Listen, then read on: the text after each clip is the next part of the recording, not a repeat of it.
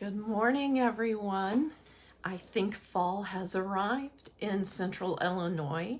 The temperatures are a little cooler today and the leaves are more colorful. The grass is a little drier and there's a crispness in the humid air. It's my favorite time of year. I love spring and I love fall. I love when we change from one thing to the next. I know others who are the opposite. They prefer summer all the time. I'm married to one of those, and summer is a lot of fun too. I guess I like the changing seasons. I like what each new season brings along. What about you? What are your favorite seasons? I almost said seasonings. Now that would be an interesting topic too. I like seasonings. But today I wanted to talk to you about what keeps you up at night. So let's have a discussion about that. What keeps you up at night? For me, there are a lot of different things. There are, little things of, I didn't get the bathroom cleaned or the laundry put away. I should have done that today. Or, I forgot to get a few things at the grocery store. There are those things, but those aren't the big things. There are bigger things that keep me awake at night. I worry about the health of the people I love. I worry about the people in my church and community and their souls and how they're doing in life. Other things that keep me up at night are, good morning, Jim. We're talking about what keeps us up at night.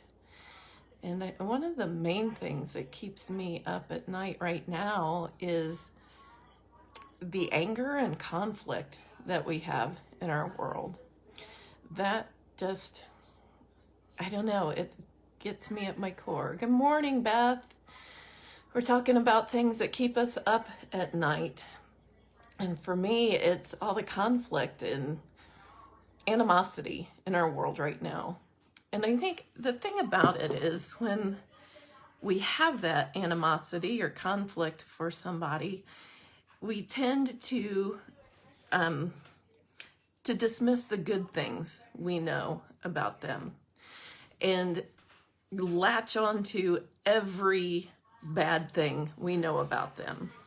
So let's say that people who wear jeans are people that I just cannot get behind. Never mind, I'm wearing jeans. This is just an example. But let's just say that I have animosity toward people who wear jeans. Every time I hear something good about people that wear jeans, I'm just going to dismiss it, let it go. But every time I hear something bad about people that wear jeans, you're right, you're absolutely right. I'm going to cling to that, and it's going to shape my understanding of people who wear jeans. And I think we all have that bias in us, and we have to be careful about that. But these things get so inflated that soon we find ourselves with a caricature type understanding of other folks. And it's hard to move past that into a healthier place. Jim, what keeps you up at night? Beth, what keeps you up at night? And, the thing is with the contrariness right now, it's not going to get better anytime soon. I think it's going to get worse. It's going to get a lot worse before it gets better. As the election comes up, and I don't care who you vote for, I don't care who you back or what your political views are. We are all human beings and we occupy this place together. And God is bigger than all of those things. And we need to encourage one another and be in relationship with one another in spite of Jim sleeps like a baby. Very good, Jim. That's excellent. I'm glad you do. But we have to figure out how to meet each other in a healthy space and place in spite of our differences. That's something that keeps me up at night. Another thing that keeps me up at night is a lack of resources. I love my small towns. I love, good morning, Joan. We're talking about things that keep us up at night. I'm glad you can join us this morning. I was talking about my small towns, and I live in one, but I minister to two, and the school involves three. So when I talk about my community, I include Harristown and Niantic and Illiopolis and all of those. And I worry about our rural communities. Believe it or not, we're in a food desert right here in the most fertile soil in our country, perhaps even in our world. We are in a food desert. We have to drive from Illiopolis, we have to drive 20 some miles to get to a grocery store. It's closer for some than others, but we don't just have it in our communities. Also, we don't have a place to pick up prescriptions or a place to see a doctor or mental health resources. And folks, these are things that we need. We need these things. And I think the pandemic has made it so very clear how much we need all of these things. Everyone I talk to is talking about how anxious they are. And we need to start talking about mental health. We need to start talking about supporting each other and how we can get resources to our communities. And we had a couple projects that were addressing these things, and they were right on the verge before the pandemic hit, but they are not going to be forgotten. One is a partnership with the schools to have a community garden. The big dream is that someday it's going to grow to the point where every family in the Sangamon Valley School District will have a box of vegetables available to them each week. How we're going to start is on a smaller scale. We're partnering with the ag teacher at the school and a business teacher in the business classes, the ag students, the FFA groups, and the churches. In the churches around here, there are a lot of people with experience on nurturing and growing things. And this could be a great partnership that we can grow our own food. And students from the younger grades and younger schools can go and be a part of this. They can work in those gardens here and there and learn the difference between a zucchini and a cucumber. They can learn where food comes from and how it's grown and how to take care of it. Plus, the youth in the community can be a part of filling a need in the community. Can you imagine what that would feel like as a young person growing up in a community that you get to be a part of sustaining that community? What a powerful idea. We got held up a little bit with the pandemic, but that is still going to happen. If you'd like to be involved in that, reach out to me. We're going to need a lot of people and a lot of people that are smarter than I am about all these things, and together we can make that happen. Another project that is right on the verge is getting medical and mental health resources in our communities. Now, Illiopolis is in Sangamon County, and Niantic and Harristown are in Macon County. So we have two different agencies to work with there. But right now in Illiopolis, we're working with the Sangamon County Health Department, and they have a new project called a health bus. It's a bus that's staffed with SIU physicians and nurses and counselors. A person would call in to SIU and book an appointment. The health bus would be out here 1 to 2 days a month, and you could see your physician. You could see a counselor there. Nobody knows why you're on the bus, so you could have whatever you need there. And then it is a doctor visit. They would call it into a pharmacy. Now think about how we could develop this.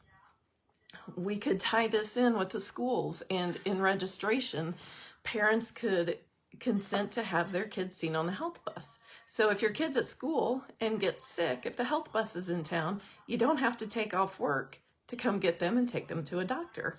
They could be seen right there. So these are just some of the possibilities we're looking at, and we were right at the point of enacting that service when the pandemic hit. And the health department kind of got a little busy, but that is not going to go by the wayside. We're going to get that partnership up and going, and we have a parallel service in Macon County as well. Now, if the bus from Sangamon County is in Illiopolis, you can come from anywhere and go to it. So you don't have to live within the county to see the doctors there. You just have to get there. And getting there is part of the problem. For kids with parents who can't take off work or who don't have the resources to get their kids to town to see a mental health professional or a physical health professional, or for our older folks who can't drive, who can't get to town to pick up a prescription or to see a doctor. You know, if you have a follow-up following a stroke or something else, you don't have to be elderly to be without means to see a doctor in another community. So these are some of the things we're working on. And those things also keep me up at night. There are plenty of worries that keep me up at night, but there are also some amazing dreams and possibilities. Jenny, good morning, Jenny. I think you're still down south. I hope you're enjoying your time there. And yeah, the health bus idea is a brilliant idea. I don't get the credit for that. There was a group from the community that put their brains together, and we met with the folks from the health department in Springfield, and this is what came of that meeting. And although it's on hold for now, it's not going to stay that way. We're going to have it out there soon, sooner than later, I hope. But there are other possibilities that keep me up at night. You know, the pandemic has changed how we do church, how we connect with each other. And I think historians are going to look back on this time years down the road. You know, we look back and we see the Renaissance, we see the Enlightenment, we see these eras. And I think this is going to be one of those times that historians look back on. And good morning, Dennis and Shane. We're talking about things that keep us up at night, and particularly in this moment, the dreams and possibilities that have us excited about things. And I was talking about how the pandemic and 9/11 and this technological revolution that we've had, I think this is going to mark an historical era moving forward.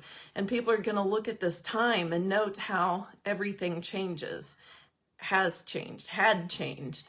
And what is so cool about that is we are in the midst of building that change. We are the ones who get to shape it and form it. That is really cool. Good morning, Diana. So what do you say, folks? Let's brainstorm. If we're going to be up at night, good morning, Ola. If we're going to stay up at night with things that worry us, let's replace those things that worry us with dreams and possibilities. Let's start making a list of needs in our communities. And we don't have to have all the answers to start. We're not launching an airplane. Hey, Carol, I haven't talked to you in forever. It's good to see you this morning. But we're not flying an airplane, and we're not taking a shuttle to the moon. So we don't have to have every detail in place before we figure out what's next. Let's just start with what needs are in our community. Let's start there. And then there are so many smart folks in Sangamon Valley. Everyone I meet in Niantic and Harristown and Illiopolis has something unique about them, a unique ability, and let's put it all together and let's redefine how things go. You know, this is the time where we've all had to pivot and learn new things. So why not use it to our advantage and leverage all of that to benefit our communities? That's what is keeping me up at night these days, dreaming of possibilities. And I'm tired of waiting for the right time. I'm tired of waiting until there's plenty of funding. I want to move forward.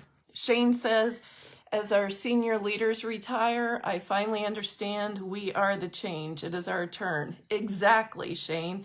That is right. And you know what? We're tech savvy. We think differently, and we can build something for our communities. We can create a legacy.